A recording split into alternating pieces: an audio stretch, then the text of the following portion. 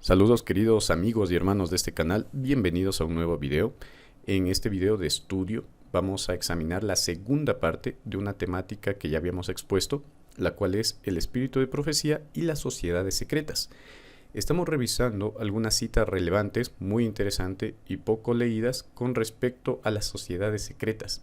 Y es que el espíritu de profecía tiene mucho que decir respecto a este tema y Dios no nos ha dejado sin luz con respecto a este tópico, por lo tanto es importante poder estudiarlo y poder desenmascarar este tipo de maquinaciones o este tipo de engaños. En la primera parte, que les recomiendo mucho que la vean antes de abordar esta segunda parte para tener un contexto completo de la temática, vimos un poco acerca de la base bíblica, vimos también las bases espirituales y filosóficas de las sociedades secretas y vimos los objetivos que persiguen. Fue interesante notar que las sociedades secretas juegan un rol importante en los eventos de los últimos tiempos y que persiguen como objetivo allanar o preparar el camino para la aparición del anticristo, que sabemos que es Satanás haciéndose pasar por Jesús poco antes de que éste venga por segunda vez.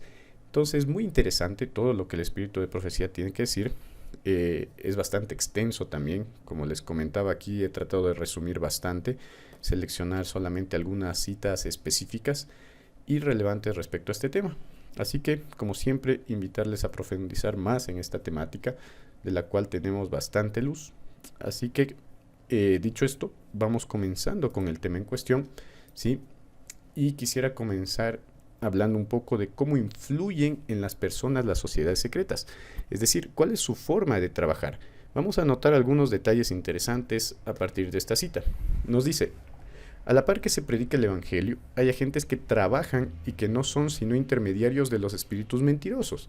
Miren, un detalle interesante de esta primera parte es que Satanás trabaja por medio de agentes humanos. Tiene a sus agentes, así como Dios tiene a sus agentes en esta tierra, tiene a su iglesia, tiene a su remanente y tiene a sus hijos por todas partes, también Satanás tiene a sus agentes. Y estos agentes, tal como menciona el texto, son solamente intermediarios de espíritus mentirosos, porque recordemos lo que dice la palabra de Dios: nuestra lucha no es contra sangre ni carne, ¿sí? Entonces, lo que esta gente hace es simplemente ser intermediarios para los propósitos de los demonios. Muchos tratan con ellos por simple curiosidad, pero al ver pruebas de que obra un poder más que humano, quedan cada vez más seducidos hasta que llegan a estar dominados por una voluntad más fuerte que la suya. Todo lo que estamos leyendo, el espíritu de profecía lo dice en el contexto de la temática de las sociedades secretas, ¿sí? Lo que estamos leyendo, ella lo declara refiriéndose a sociedades secretas y lo relaciona directamente con espiritismo. Y vimos que estas son parte del espiritismo moderno en el video anterior, ¿sí? Y noten qué interesante, ¿no? Cómo es que la gente queda inmiscuida o queda atrapada por estas sociedades. Nos dice claramente que cuando ellos perciben, cuando ellos se dan cuenta de que hay un poder oculto mucho más grande, mucho más superior a ellos como seres humanos, quedan cautivados, quedan seducidos por este tipo de poder, ¿sí? Y el texto termina diciendo que no pueden escapar de este poder misterioso. ¿Cuál es este poder? El poder satánico, el poder de los demonios, que trabaja mediante artimañas mentales, artimañas psicológicas, lo cual es también un punto bastante interesante, que es recalcado en la siguiente cita que vamos a leer. Miren, al ser expulsado del cielo, Satanás estableció su reino en este mundo, y desde entonces se ha esforzado incansablemente para engañar a los seres humanos y apartarlos de su lealtad a Dios. Sí, entonces conocemos la rebelión en el cielo. Satanás se rebela, engaña a gran parte de los ángeles y es arrojado. Esa misma rebelión que comienza en el cielo la traslada a la tierra. Y fíjense lo que nos menciona: usa el mismo poder que usó en el cielo. ¿Cuál es ese poder que él usa en el cielo y que le permitió engañar a gran parte de los ángeles? La influencia de la mente sobre la mente. ¿Sí? Ojo con eso, cosa importante. Los hombres llegan a ser tentadores de sus semejantes. Se acarician los fuertes y corrompidos sentimientos de Satanás, los que ejercen un poder persuasivo y poderoso. Bajo la influencia de estos sentimientos, los hombres se unen en confederaciones, en gremios y en sociedades secretas. Hay en operación en el mundo agencias que Dios no tolerará por mucho más tiempo. Una cita muy rica en contenido, de la cual podemos sacar muchas cosas. Miren, fijémonos primero en el detalle de cómo trabaja Satanás. Satanás trata de influenciar la mente sobre la mente, es decir, imponer la filosofía, la ideología, el pensamiento, el raciocinio de una persona, de un ser creado, sobre otro ser creado. Y eso es algo bastante interesante, porque nos recuerda mucho a los modelos jerárquicos. Satanás trabaja demasiado con los modelos jerárquicos. Es decir, hay gente que por sus estudios, por su preparación, por su conocimiento, por su experiencia, o por lo que sea, es superior a aquellos que no tienen ese conocimiento, o esa experiencia, o ese razonamiento. Entonces, lo que intenta Satanás siempre es poner a esa gente, que por lo general suelen ser líderes natos, por sobre los demás, y que la conciencia de esas personas se convierte en la conciencia de los demás, la mente sobre la mente. Por eso es que el espíritu de profecía es muy enfático cuando habla, por ejemplo, de la psicología. Ojo, y dicho sea de paso, de la psicología antigua, ¿sí? Cuando la psicología todavía se estaba gestando. Hoy en día la psicología es más científica y biológica y fundamentada en la evidencia que en aquellos tiempos en los que recién estaban haciendo, ¿sí? Entonces la psicología de la que habla Elena White en sus escritos no es la misma que conocemos actualmente. Eso es algo que debemos tomar mucho en cuenta, ¿sí? Pero la psicología, el mesmerismo y ramas pseudocientíficas como estas, ella habla muy enfáticamente en contra de estas. ¿Por qué? Porque siempre es el poder de la mente sobre la mente. El ser humano tratando de imponerse sobre el ser humano. Ese nunca ha sido el plan de Dios.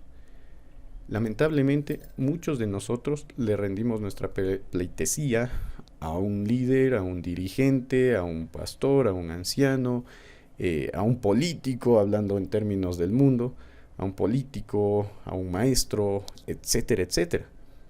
Y estamos poniendo a un ser humano por encima de otro ser humano.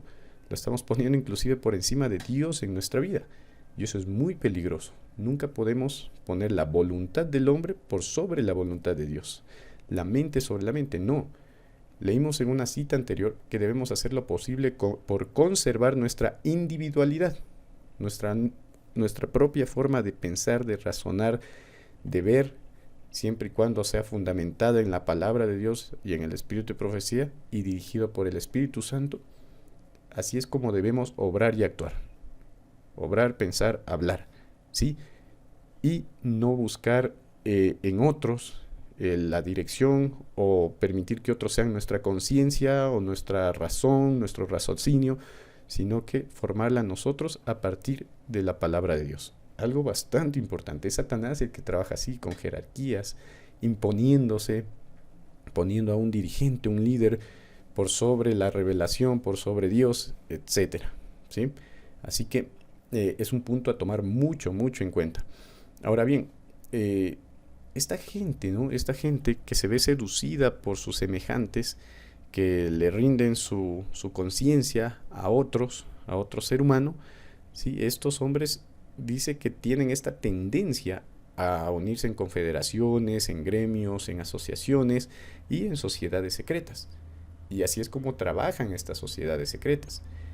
Hay en operación en el mundo agencias que Dios no tolerará por mucho tiempo. Démonos cuenta de esta expresión. En el mundo existen agencias que Dios no tolerará por mucho tiempo. ¿Sí? Estas sociedades trabajan en el mundo y están actuando de manera poderosa. Están controlando medios, están controlando economía, están controlando la cultura, etcétera, etcétera, etcétera. Que debemos comprender que nuestra batalla actualmente es una batalla espiritual y de tipo cultural. ¿Por qué es que ellos se enfocan tanto, estas élites mundiales que principalmente tienen un poder económico y político muy grande? ¿Por qué es que se concentran tanto en manipular, en controlar las industrias del cine, de la televisión, de la música, del internet, etcétera, etcétera? Porque si controlas la comunicación, controlas el pensamiento de las masas. Sí, entonces no podemos ser tan ingenuos de pensar que estas agencias, como lo menciona el espíritu de profecía, que el mismo Satanás está detrás de este control global que se quiere lograr para cambiar la mentalidad de los seres humanos. Existen estas agencias. Las sociedades secretas actúan, el texto es claro. Aunque mucha gente suele hablar de conspiracionismo, suele decir que somos locos, fanáticos y que vemos cosas donde no hay, el espíritu de profecía es claro. Hay agencias que están actuando en el mundo. Y estas agencias son este tipo de confederaciones, gremios y sociedades secretas. Mucha atención con lo que está diciendo el texto. Continuando. Toda influencia humana y toda invención terrenal carecen de poder para proporcionar fuerza y sabiduría al hombre. Sí, no existe nada en el mundo que pueda proporcionarlo. No pueden controlar la pasión ni corregir la deformación del carácter a menos que la verdad de Dios controle el corazón. La conciencia se apartará del camino recto. Pero en estas sociedades secretas, la mente es alejada de la palabra de Dios. Los hombres no son instados a convertirla en el objeto de su estudio y en la guía para su vida. ¿Sí? Entonces, sociedades secretas y cristianismo son diametralmente opuestos, son dos cosas totalmente diferentes que no podemos mezclar. El texto es claro.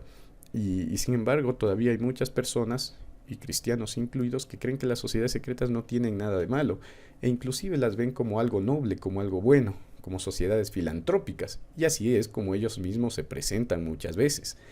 Y aquí he puesto el ejemplo de ello. Bueno, aquí hay mucha simbología masónica en lo que ustedes pueden ver en pantalla, en la imagen. Si ven las columnas del Templo de Salomón, que supuestamente son Joaquín y Boaz, ¿no? Que fueron construidas con este conocimiento esotérico que tenían estos canteros, estos miembros de los primeros gremios de masones, porque muchos masones dicen que su origen está allá, ¿no? En el Templo de Salomón, otros dicen que en la Torre de Babel, otros en Francia. Bueno, ni ellos mismos se ponen muy de acuerdo en sus orígenes, pero usan muchos símbolos bíblicos, muchos símbolos mezclando la verdad y el error, ¿sí? Para representar su filosofía. Y entre muchas de las cosas que tú encuentras en un templo masónico y dentro de su simbología es lo que pueden ver en medio, ahí encima de ese altar, que ellos conocen como el libro de la ley. ¿Qué es el libro de la ley? Este libro de la ley va a cambiar dependiendo del lugar donde estés. Es decir, si estás acá, en Hispanoamérica, donde la cultura es predominantemente cristiana, en ese altar, cuando entras al templo masónico, vas a encontrar una Biblia, tal cual. Pero si te vas a Medio Oriente, a un país musulmán, vas a encontrar el Corán. Y así, en cada cultura.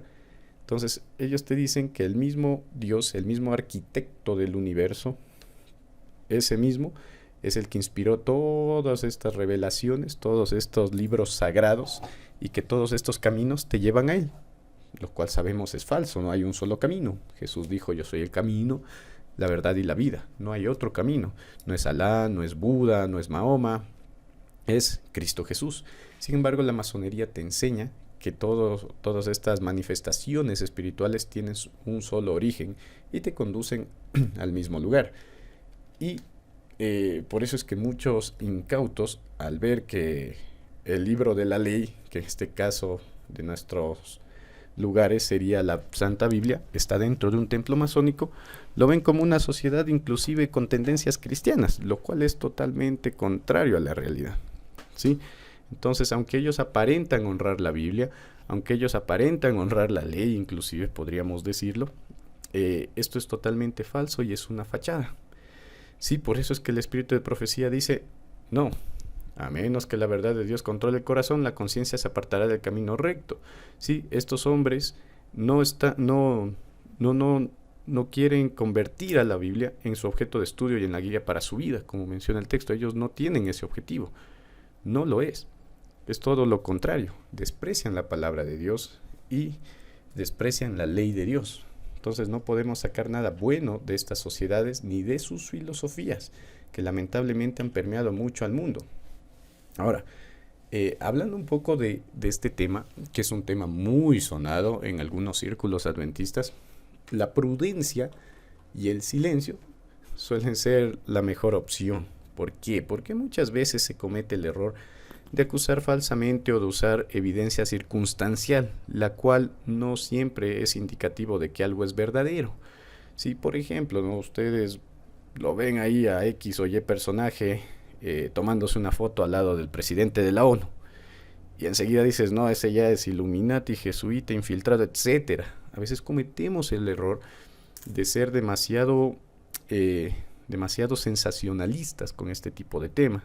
Y a veces, en efecto, parecería que somos fanáticos, que sí, puede ser verdad, pero la manera en la que lo presentamos y lo expresamos, muchas veces lo único que causa es que la gente se aleje y no quiere escuchar. La idea es tratar de llegar con el mensaje a la mayor cantidad de personas, tanto adentro como afuera de nuestra iglesia. ¿Sí? Por lo tanto, es muy importante que aprendamos a ser astutos, a ser inteligentes en la manera en la que expresamos las cosas. Cristo mismo lo dijo, ¿no? Astutos como serpientes, mansos como palomas. Inclusive existe una parábola, ¿verdad? Que es la parábola del hombre rico y el mayordomo, ¿sí? Donde Cristo termina dando una lección y nos dice que seamos como el mayordomo, ¿no? Seamos astutos para ganarnos a la gente. Entonces, ponerse a lanzar acusaciones, muchas veces sin un gran fundamento, sin un buen fundamento, simplemente lo que hace es que el mensaje sea rechazado, y eso no lo queremos. Me doy a entender, espero que pueda darme a entender con lo que les estoy expresando. Entonces, no podemos estar acusando de infiltración, de conspiración, de apostasía a diestra y siniestra. Necesitamos bases y necesitamos estar bien fundamentados en lo que decimos y pensamos, y luego expresarlo de la manera más correcta posible para poder llamar la atención de la mayor cantidad de personas posible, porque así inclusive es como actúa el enemigo y le es muy efectivo. Y a veces nosotros, que somos hijos de Dios, actuamos de manera muy imprudente. Ahora, leamos de esta cita de la Review and Herald, que es una cita sumamente interesante, muy poco conocida, y miren lo que dice. A causa de su apostasía, hombres caídos y ángeles caídos están unidos en la misma conspiración para trabajar contra el bien. ¿Existe la conspiración? ¿Existe la infiltración? Existe. Váyanse a Judas 1:4 nada más, y es muy claro el texto. Desde tiempos apostólicos existe esto, y es un peligro. Hay gente que viene en nombre de Cristo, viene diciendo ser cristiana, pero realmente no lo es, y solamente tiene el afán de dañar o destruir al pueblo de Dios. La Biblia lo dice, el Espíritu de Profecía lo dice, la evidencia es clara y lo dice. Y ahora esta cita es muy directa, mire. Hay hombres que están aliados a los espíritus demoníacos, o sea, fíjense en lo que está mencionando, que trabajan contra el bien. Sí, y estos están unidos en la misma conspiración. Inclusive usa esta palabra. Entonces, hablar de conspiración no te hace conspiracionista, porque muchas veces el conspiracionismo está mezclado de verdad y mentira. Pero poner de manifiesto conspiraciones reales que existen y que han existido durante mucho tiempo, eso no nos convierte en fanáticos, simplemente nos convierte en defensores de la verdad. El propio Espíritu de Profecía y los propios personajes bíblicos siempre denunciaron este tipo de casos, y de hecho vamos a ver 2 ejemplos de ello más adelante. Satanás se esfuerza para formar, con la ayuda de sus malos ángeles, una alianza con hombres que afirman que son piadosos, y así los deja en la iglesia de Dios. Ojo, ¿dónde deja esta gente que conspira y que está aliada a Satanás? Según el texto, están en la iglesia de Dios, hermanos. Trigo y cizaña. Y a veces esa cizaña lo es deliberadamente, ¿sí? Lo es voluntariamente, es gente infiltrada directamente. Él sabe que si puede inducir a los hombres, como indujo a los ángeles a que se unan en rebelión mientras aparentan ser siervos de Dios, tendrán ellos sus mejores aliados en su empresa contra el cielo. Texto clarísimo, y no se puede negar que existe eso. Ahora, yo he puesto algunas fotos referenciales sin afán de levantar controversia, pero que vale la pena examinar y considerar a la luz de la cita que acabamos de leer. Ustedes saben que los movimientos ecuménicos cada vez toman más fuerza, cada vez toman más relevancia también, y cada vez están más involucrados en los asuntos globales y globalistas. Sí, entonces pueden ver en la parte de arriba esta famosa foto de un montón de representantes, de líderes de diferentes iglesias, de diferentes religiones, no solamente cristianas, reuniéndose con el Papa, cada vez más cercanos, cada vez en más camaradería, cada vez urgiendo planes juntos, proyectos juntos, cada vez más, ¿sí? Entonces, hace años esto era impensable. ¿Cómo se logra todo esto? Con estos agentes que trabajan para el enemigo y que están ahí metiendo su injerencia para unir, tal como menciona el texto, a los hombres en rebelión contra Dios. ¿Sí? Entonces existe esto y cada vez está llevándose más a cabo. Miren, dentro de nuestra iglesia no es ninguna nueva noticia, ninguna sorpresa, nada nuevo debajo del sol, que en varias ocasiones se ha participado de reuniones ecuménicas, se ha invitado a pastores o inclusive sacerdotes católicos, sacerdotes jesuitas, a participar de congresos adventistas, a dictar seminarios, a ser veedores, etcétera, etcétera, en muchos de nuestros eventos, inclusive en nuestros seminarios teológicos. Sí, evidencia de ello es lo que ustedes ven en la mitad, ¿no? Al CETAI fue inventado un sacerdote jesuita, se participaron de algunos eventos juntamente con ellos, hubo capacitaciones para los teólogos, etcétera, etcétera. Y no es un evento aislado, ¿no? Se ha dado varias veces en varios lugares. Por eso, mucho cuidado. No tenemos nada que ir a preguntar a Roma y no tenemos nada que ir a consultar a Baal Zebub, como vimos en la primera parte de este estudio. ¿Sí? Entonces, no hay necesidad de buscar a consejo en Roma o en este tipo de personas que lo que hacen es infiltrarse y meter su pensamiento dentro de la iglesia. Mucho cuidado. Y lamentablemente a veces todo esto se hace por recibir una acreditación, por recibir una capacitación, una certificación, etcétera, etcétera. Pero eso lo único que hace es acercarnos a Roma y acercarnos a la apostasía. Así que mucho cuidado con ese tipo de cosas. Inclusive hemos visto sacerdotes predicando en iglesias adventistas, en encuentros ecuménicos deliberadamente, como pueden ver en la última foto. Pasa.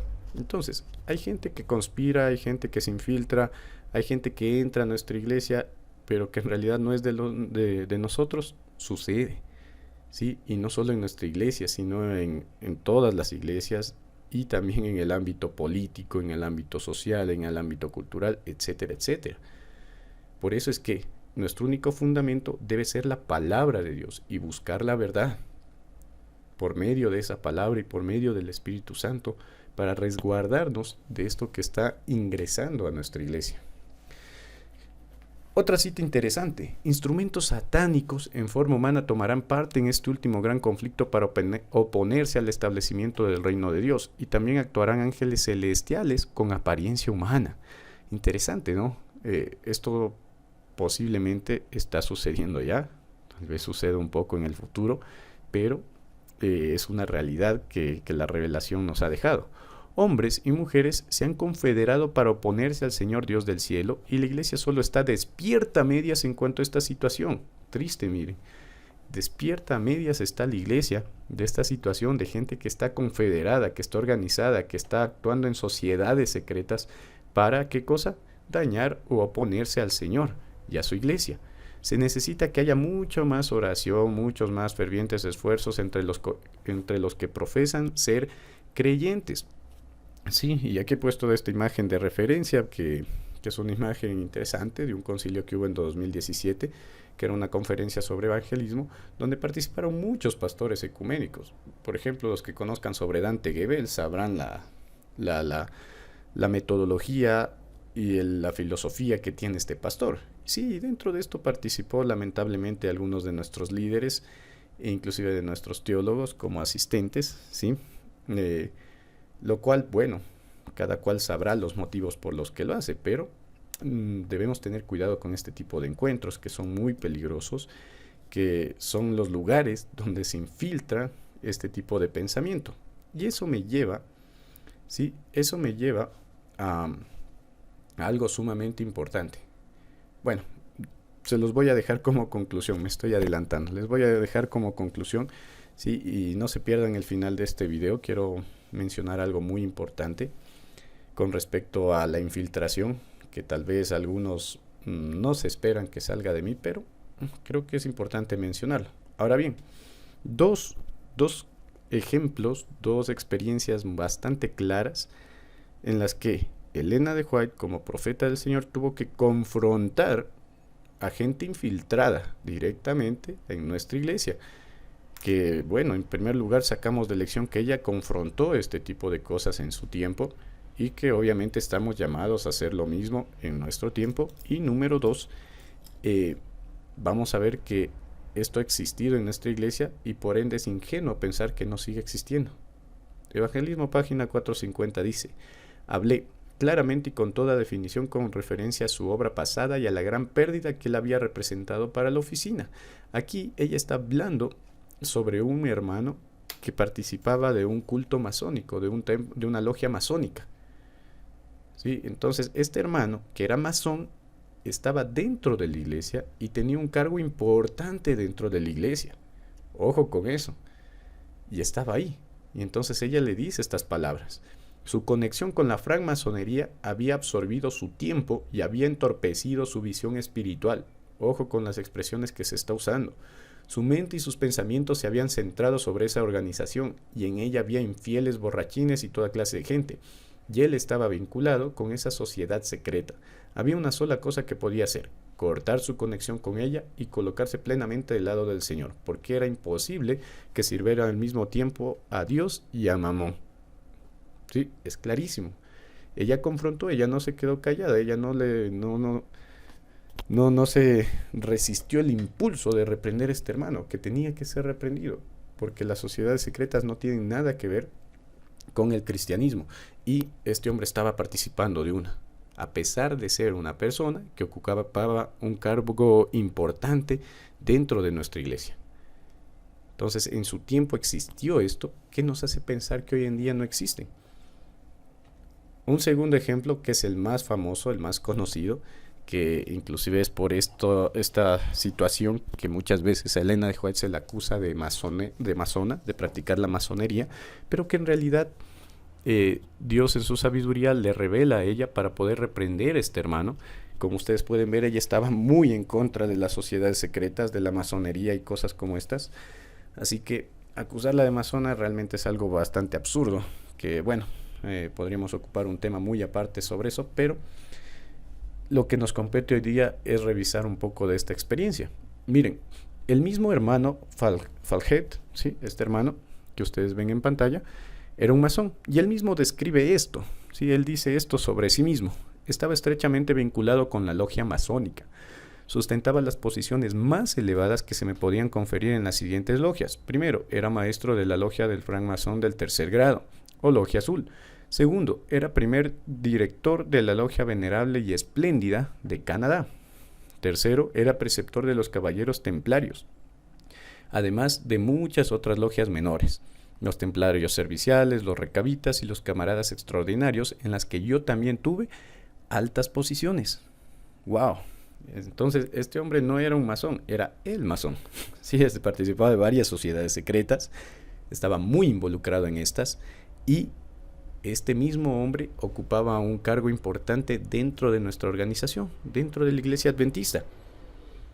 Cuando Elena de White lo conoce, sí, y se entera de su caso, enseguida lo reprendió. A este hombre ella le escribió alrededor de 50 páginas exhortándole a dejar este camino, hasta que finalmente, cuando se encuentran en persona, la historia cuenta que ella hace una serie de señales, una serie de saludos que solamente se conocían dentro de las logias masónicas, que eran modos sumamente secretos que nadie más podía conocer si no pertenecía a una logia. Ella, inconsciente de lo que estaba haciendo, le dice que no se había percatado de ello, hasta que finalmente se da cuenta que era Dios el que le estaba mostrando esas señales. Y en parte por la impresión y en parte por el mensaje y la exhortación que Elena de White le da a este hombre, él decide finalmente retirarse de todas estas asociaciones secretas y consagrarse completamente a Dios.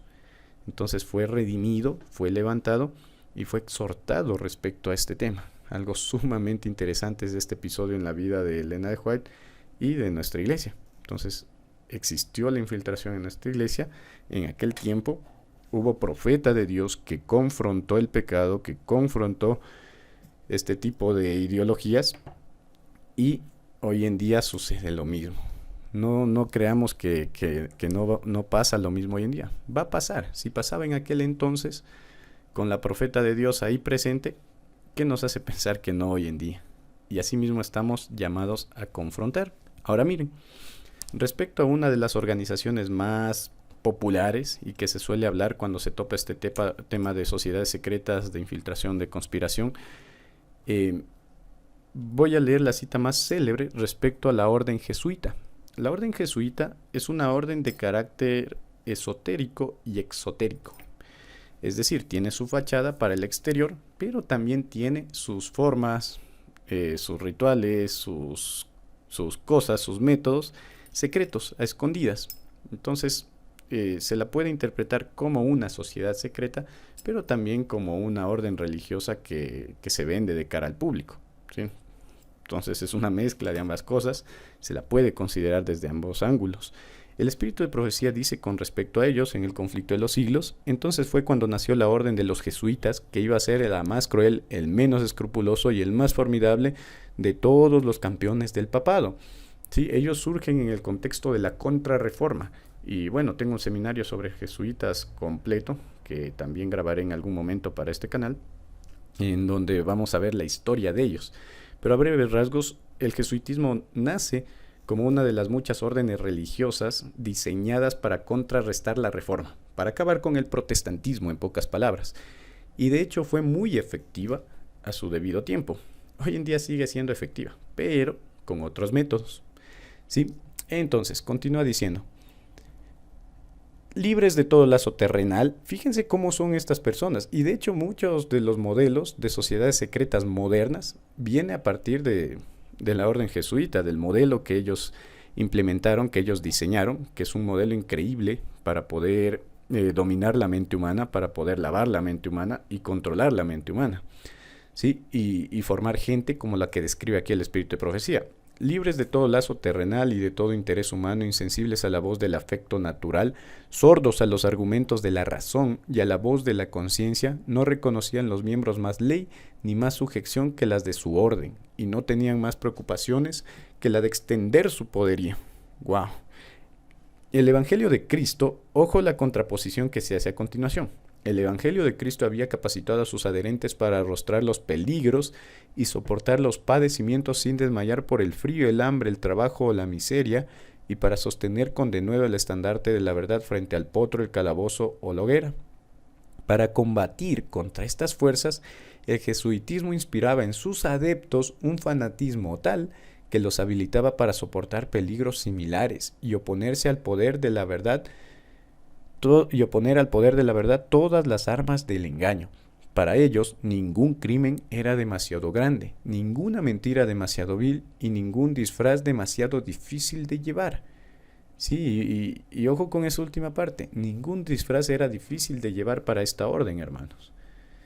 Que esta orden literalmente se infiltraba. Hay constancia histórica de eso y les invito a estudiar mucho sobre el tema del jesuitismo. Les recomiendo demasiado el libro Terroristas Secretos, por ejemplo, que suele tener contenido muy bueno. También está La Historia Secreta de los Jesuitas, un libro muy conocido de Edmond Paris. Si quieren profundizar en esta temática, pues sumamente recomendable. Y bueno, pueden buscar más material, hay mucho material al respecto, pero eso sí, hay que leer bastante para que vean que las afirmaciones que se está haciendo en el conflicto de los siglos no son solamente al azar, sino que están bien fundamentadas y ratificadas por la historia, ¿sí? Y esta gente era especialista en infiltrarse, en entrar a puestos importantes de poder en la iglesia, en el Estado, con los reyes, con los políticos, con los educadores y posteriormente entre las iglesias protestantes, con el único afán de destruir.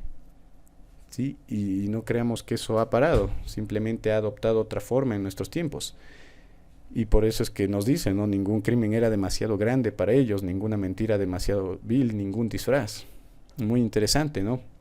Ligados por votos de pobreza y de humildad perpetuas, estudiaban el arte de adueñarse la riqueza y del poder para consagrarlos a la destrucción del protestantismo y al restablecimiento de la supremacía papal. Ya, ahora bien, algo importante y que no mucha gente conoce es que jesuitismo, o bueno, catolicismo, hablando de manera más general, catolicismo y masonería eran contrapartes al principio, no se llevaban bien, eran enemigos declarados y el uno siempre buscó o procuró la destrucción del otro. Sí, hay gente que piensa que la masonería fue ingeniada o fue generada por el propio catolicismo, o ellos mismos los crearon, o al revés, inclusive algunas personas creen, pero no. La verdad es que eran enemigos al principio, allá en Francia, más o menos por el siglo XVIII, siglo XIX, eran contrapartes, ¿sí? Pero en algún punto estos dos poderes se unen, ¿ya? Eso debemos tenerlo claro. Y para que esto suceda, tuvo que darse un proceso de infiltración de parte de los jesuitas hacia la masonería.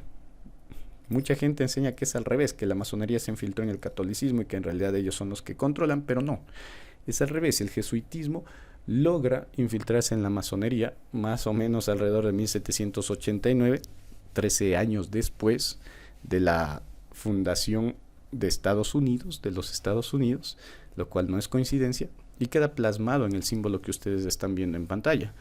Utraque Unum, símbolo de la Universidad de Georgetown, donde pueden ver la unidad en una pata del águila de la masonería y en la otra de una cruz católica.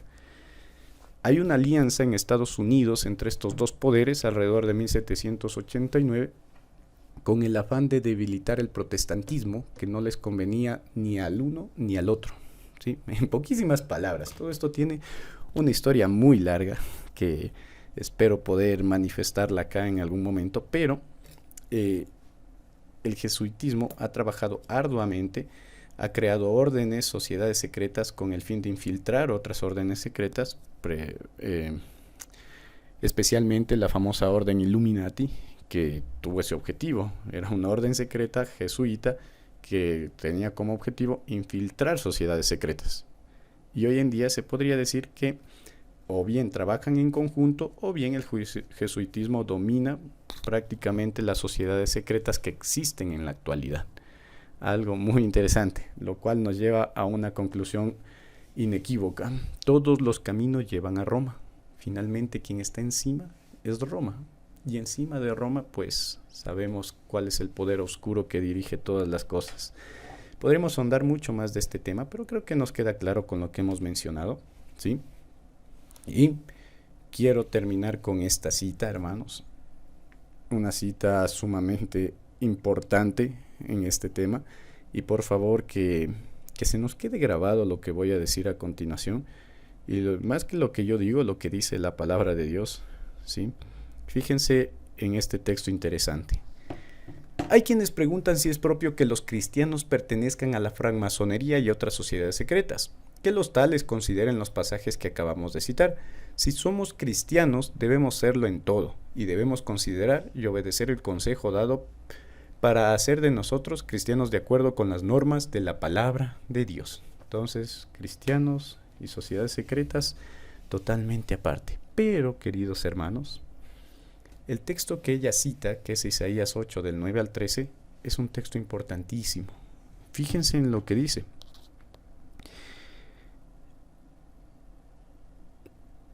Leemos el versículo 12 y 13 nada más. No llaméis conspiración a todo lo que este pueblo llama conspiración, ni temáis lo que ellos temen, ni tengáis miedo. Al Eterno Todopoderoso tendréis por santo. Sea Él vuestro temor, Él sea vuestro miedo o vuestro respeto, ¿no? Miren, este texto me pareció sumamente interesante y una manera muy buena de terminar este tema, porque a veces cometemos este error que la palabra de Dios nos dice que no cometamos. No llaméis conspiración a todo lo que este pueblo llama conspiración.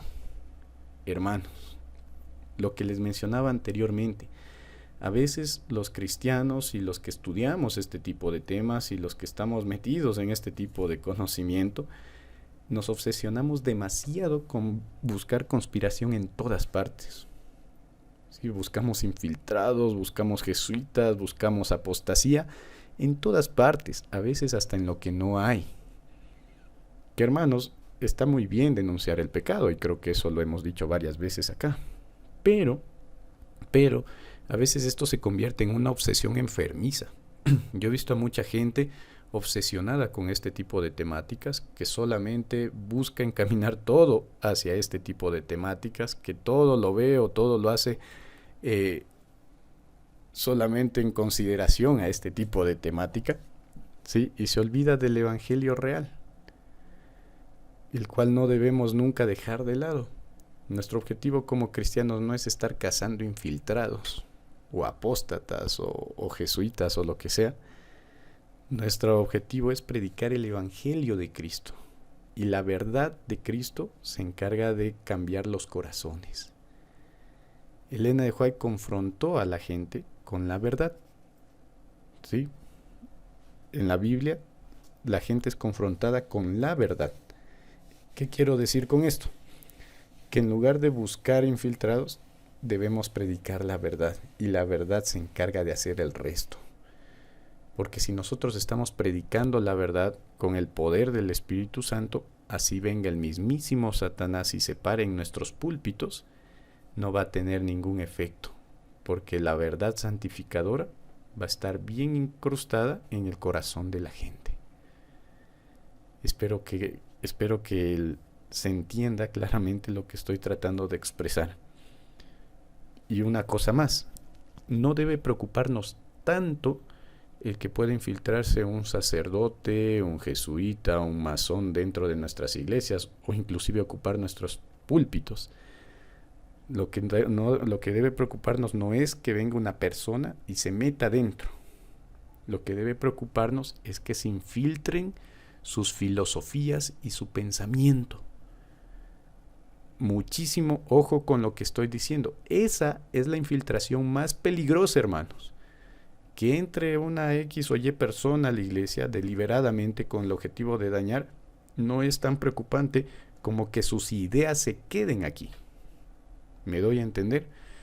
Su filosofía, su manera de pensar, su manera de interpretar la palabra de Dios, su manera de hacer las cosas, eso es lo que debe preocuparnos. Porque esa persona puede llegar e irse, pero su pensamiento puede quedarse por años destruyendo o llevando a la apostasía a la iglesia. Y eso es de lo que sí debemos cuidarnos, y eso es contra lo que sí debemos predicar y denunciar, es decir, el error. Si no está conforme a la ley y al testimonio, se descarta y punto. Entonces debemos amonestar, predicar, hablar duramente, inclusive de ser necesario, contra el error, no contra una persona. Debemos atacar el pecado, debemos atacar el error, debemos atacar la apostasía, pero desde el campo de las ideas, con la verdad. ¿Sí? ¿Me doy a entender, hermanos? Entonces, cuando nosotros tenemos claro que nuestra lucha no es contra sangre ni carne, vamos siempre a poner en primer lugar la verdad divina. Y esta se va a encargar de hacer el resto. Por eso, hermanos, los invito a que en nuestras iglesias, en nuestros grupos pequeños, en nuestros círculos, nos enfoquemos mucho en predicar la verdad tal y como es, en educar a las personas, en enseñar a las personas, no en estar cazando jesuitas o viendo apostasía en todas partes, sino confirmando a la gente en la verdad. Y eso la va a proteger contra cualquier influencia satánica que pueda haber. Mis queridos hermanos, sin más que decir, ¿sí? Quiero solamente leer esta cita y recordarles quién triunfa al final, hermanos, quién triunfa, y llevarles a la reflexión. A mí me pareció increíble esta cita, es la primera vez que me fijo en ella. Yo había leído El conflicto de los siglos ya 2 veces completo, pero había pasado por alto esta cita y les dejo con ella. Recuerda Satanás la mansión de su inocencia y pureza, la paz y el contentamiento que gozaba hasta que se entregó a murmurar contra Dios y envidiar a Cristo, sus acusaciones, su rebelión, sus engaños, para captarse la simpatía y la ayuda de los ángeles. Su porfía en no hacer esfuerzo alguno para reponerse cuando Dios le hubiera perdonado, todo eso se le presenta a lo vivo. Echa una mirada retrospectiva. Miren, vemos aquí a Satanás reflexionando. Él algún día va a reflexionar y se va a dar cuenta de todo lo que hizo. Echa una mirada retrospectiva sobre la obra que realizó entre los hombres y sobre los resultados, la enemistad del hombre para con sus semejantes, la terrible destrucción de vidas, el ascenso y caída de los reinos, el derrocamiento de tronos, la larga serie de tumultos, conflictos y revoluciones. Recuerda los esfuerzos constantes que hizo para oponerse a la obra de Cristo y para hundir a los hombres en degradación siempre mayor. Ve que sus conspiraciones infernales no pudieron acabar con los que se pusieron su confianza en Jesús. Al considerar Satanás su reino y los frutos de sus esfuerzos, solo ve fracaso y ruina. Ha inducido a las multitudes a creer que la ciudad de Dios sería fácil presa, pero ahora ve que eso es falso. Una y otra vez, en el curso de la gran controversia, ha sido derrotado y obligado a rendirse. De sobra conoce el poder y la majestad del Eterno. Al final es el Señor el que triunfa y Satanás podrá planear y diseñar cualquier cosa en secreto, infiltrar, asesinar, mentir, engañar, todo lo que quiera, pero al final es Cristo el que triunfa. Sin más que decir, queridos hermanos, ese ha sido el tema del día de hoy. Espero que haya sido edificante para ustedes, que hayamos aprendido bastante sobre este tema. Si quieren que amplíen alguna cosa, déjenlo en los comentarios, porque hay mucho que hablar sobre sociedades secretas, ¿sí? Y pues estaré considerando cualquier comentario para un futuro tema.